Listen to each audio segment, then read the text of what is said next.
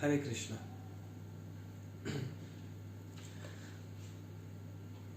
आज मेरे दिमाग में ये बात आ रही थी। मैं सोच रहा था, समझने की कोशिश कर रहा था जो वैष्णव आचार्यों ने हमें सिखाया है, तो उस पर बार बार उसके बारे में सोचना, जो उन्होंने कहा है उस चीज़ को समझना। ये एक तरह से हम बुद्धि से भगवान की सेवा ही कर रहे हैं। इसका मतलब ये नहीं है कि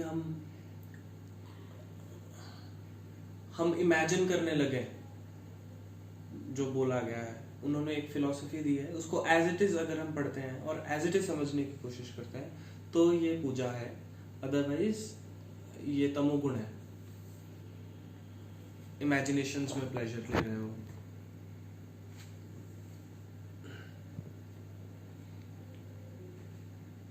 इसलिए उन सब चीज़ों से मैंने पढ़कर जो समझा वो ये है कि हम शरीर नहीं है। हमारी जो हम असली जो मैं हूँ, हम कह देते हैं कि हाँ मैं ये शरीर नहीं हूँ, तो मैं वो कौन मैं कौन हूँ फिर? तो इसके लिए हमें बहुत इल्यूजन क्रिएट रहता है, जिसकी वजह से हमें पता नहीं चलता कि we are so much engaged क्यों है हम? क्योंकि हम द ट्रू सेल्फ के पास एक बॉडी है, ये शरीर है। ये शरीर का वो उपयोग करता रहता है, तो किसी काम का है शरीर, लेकिन हम में कुछ ऐसी चीजें हैं जो किसी काम की नहीं है, किसी भी काम की नहीं है। अब मैं शरीर के उन अंगों की बात नहीं कर रहा जो शायद मॉडर्न साइंस कहती है किसी काम की है कि नहीं है, जैसे अपेंडिक्स या ये वो। मैं वो सटल चीज़ों की बात कर रहा हूँ जो दिखाई नहीं देती हैं, लेकिन वो फीलिंग्स हमें है। उनमें से सबसे ज़्यादा जो सूक्ष्म सटल फीलिंग है वो है ईर्ष्या। आचार्य बताते हैं कि ये एकमात्र ऐसा अनर्थ है, एक ऐसी वो अनवांटेड चीज़ है हमारी पर्सनैलिटी में, जिसकी वजह से हम इतने ज़्यादा एंगेज्ड हैं। ईर्ष्या का एक छोटा सा एग्जाम्पल मैं आपको देना चाहता हूँ। जब हम किसी के बारे में बात करते हैं,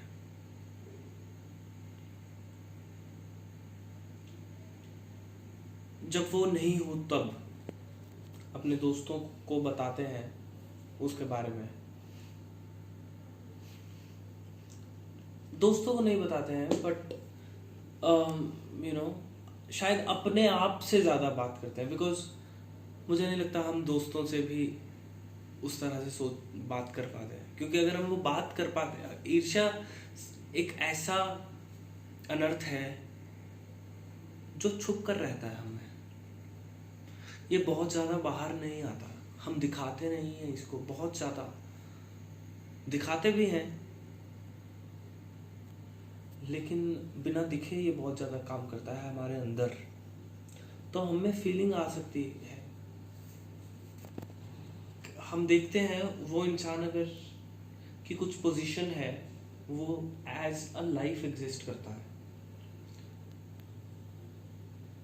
और उसमें बहुत सी अच्छी चीज़ें हैं, बुरी चीज़ें हैं, लेकिन हम उसकी बुरी चीज़ों को देखते हैं, देखने की टेंडेंसी रखते हैं। हमें कहीं ना कहीं नेगेटिव न्यूज़ में मज़ा आता है।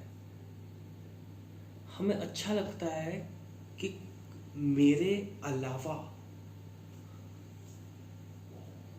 जो भी हो वो मुझसे नीचे स्तर पर हो। हमें बड़ा बनने में मज़ा आता है। और जब भी हमें कहीं किसी की बड़ाई दिखती है, वो कहीं ना कहीं, अब बड़ाई का मतलब ये नहीं, आप प्लीज समझिएगा, कि उसकी उम्र ज़्यादा है या उसके पास पैसा ज़्यादा है। बड़ाई का मतलब ये नहीं, बड़ाई का मतलब ये भी कि उसने अभी जो मुझसे बात कही वो तो बहुत लाजवाब बात कही। तो ये लाजवाब बात कहना तो बहुत अट्रैक्टिव चीज़ है। तो मुझे इससे जलन हो गई थोड़ी। मुझे ऐसा हुआ कि यार काश मैं ऐसा कर पाता। या फिर कभी कभी हमें लगता है कि हाँ, मैं तो इससे ज़्यादा अच्छा भी कर सकता हूँ। हाँ, हम ये ऐसा बोलते नहीं हैं सबके सामने, क्यों, सोशल एटिकेट्स। लेकिन वो एक बहुत डीप, अगर आप वहाँ तक अपने आप को इंट्रोस्पेक्ट कर रहे हैं, और मैं आपको आग्रह करता हूँ कि करिए और सोचिए कि वो फीलिंग जो हमें एग्जिस्ट करती है, वो फीलिंग ने हमें बांधा है। द ट्रू सेल्फ, आप, you were meant to enjoy with the supreme whole. The supreme whole. You are meant to enjoy that. But somehow you get envious. This feeling arises within you, that let me enjoy myself.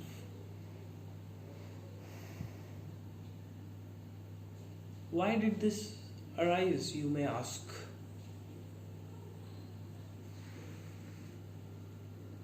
Because we are not programmed. You think that's, if we are there to the level that I am talking about, even there free will exists. Free will हमें सिर्फ एक ही चीज की मिली है, या तो हम उस सुप्रीम होल को सर्व कर सकते हैं, प्यार कर सकते हैं, और अपने आप को पूर्णता समर्पित कर सकते हैं उस सुप्रीम होल को। लेकिन वो समर्पण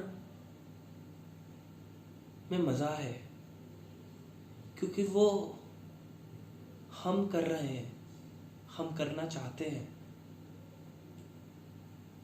कोई हमसे करवा नहीं रहा, हम करना चाहते हैं। हम क्यों करना चाहते हैं? हम क्यों करना चाहते हैं? क्योंकि वो सुप्रीम होल हमसे करता है उतना ही प्रेम।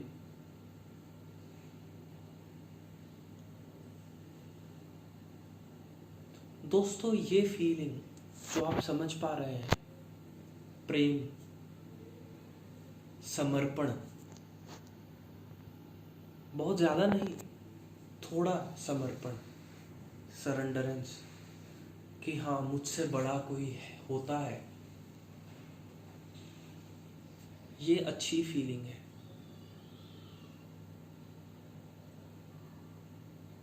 ये फीलिंग, ये अनर्थ नहीं है, ये अर्थ है। ये हमें चाहिए और हमें इसको बढ़ाना है।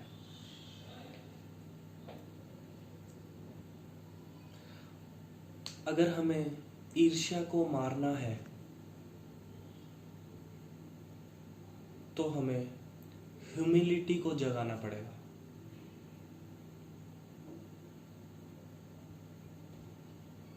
ये बहुत जरूरी है। आप इसको अपने दिमाग के अंदर नहीं हरा सकते हैं।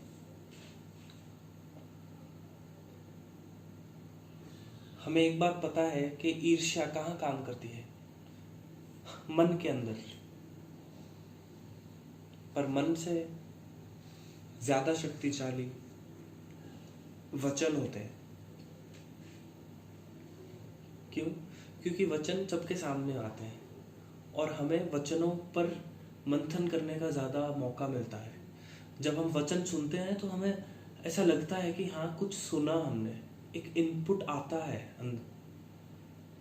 माइंड में अगर हम सोचते हैं तो पता ही नहीं चलता कि कब थॉट आया था कब चला गया, इट्स सो फास्ट।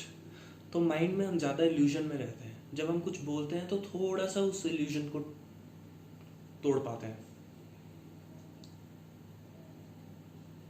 इसीलिए बोला जाता है कि लिखने की प्रैक्टिस भी बहुत अच्छी है, so that you can give structure to your thoughts. बोलो उसको।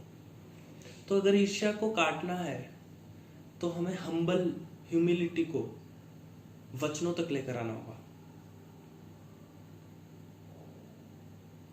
हमें अपने आप से पूछना है कि हम कितने प्यार से अपने आसपास के लोगों से, उनके पीठ के पीछे अब एक दूसरे की बात, एक दूसरे के साथ का व्यवहार किस तरह का रखते हैं। क्या हम देखिए, ये इस चीज पर मैटर नहीं करता कि सामने वाला इंसान कौन है। हम अपनी बात कर रहे हैं, हमें अपनी ईर्ष्या को हराना है। उस ईर्ष्या को हराने के लिए क्या आप प्रेम का जो वार है उस ईर्ष्या पर वचनों द्वारा करेंगे? अगर आप करेंगे तो ईर्ष्या हार जाएगी। अदरवाइज अगर ईर्ष्या जीती रहेगी तो तब तक हम जाग नहीं पाएंगे। ये तरीका है। हम्बल रहिए, खुद को एक तिनके के समान रखिए। ऐसा सोचिए कि मैं तो एक घास का तिनका हूं, मेरे ऊपर कोई पैर भी रख के चला जाए तो मुझे फर्क नहीं होना चाहिए।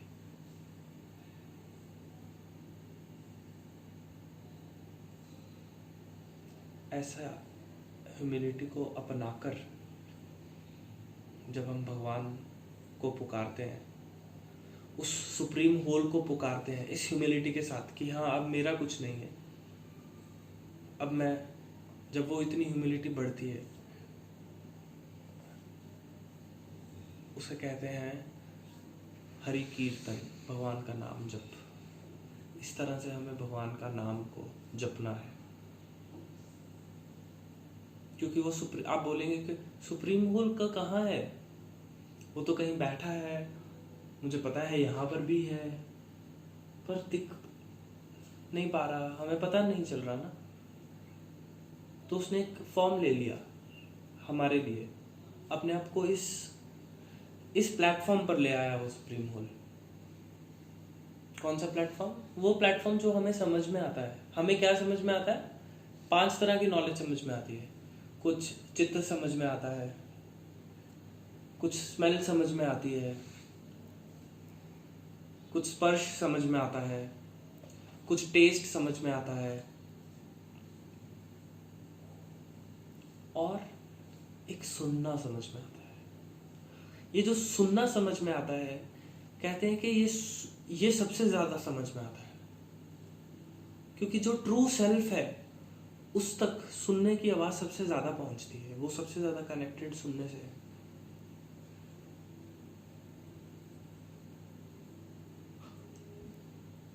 और ट्रू सेल्फ सोया हुआ है तो उसके कानों में घंटा बजा बजा कर उसको जगाने के लिए सुप्रीम होल खुद आ गए।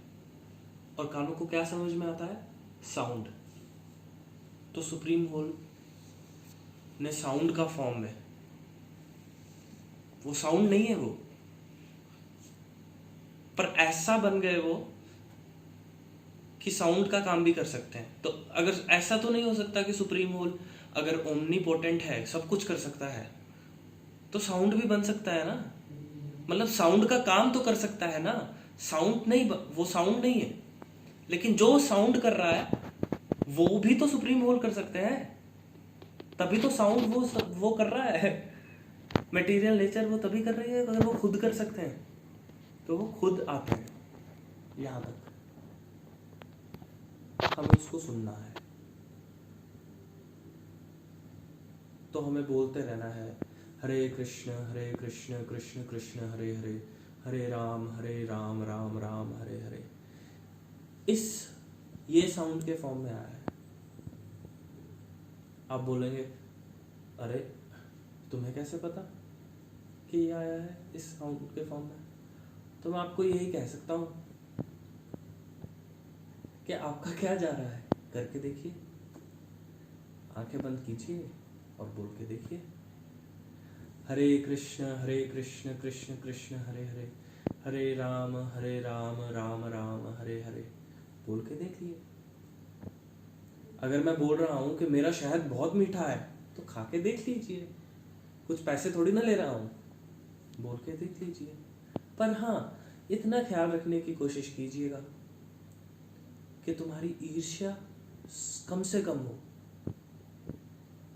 और प्रेम ज्यादा से ज्यादा। हरे कृष्णा।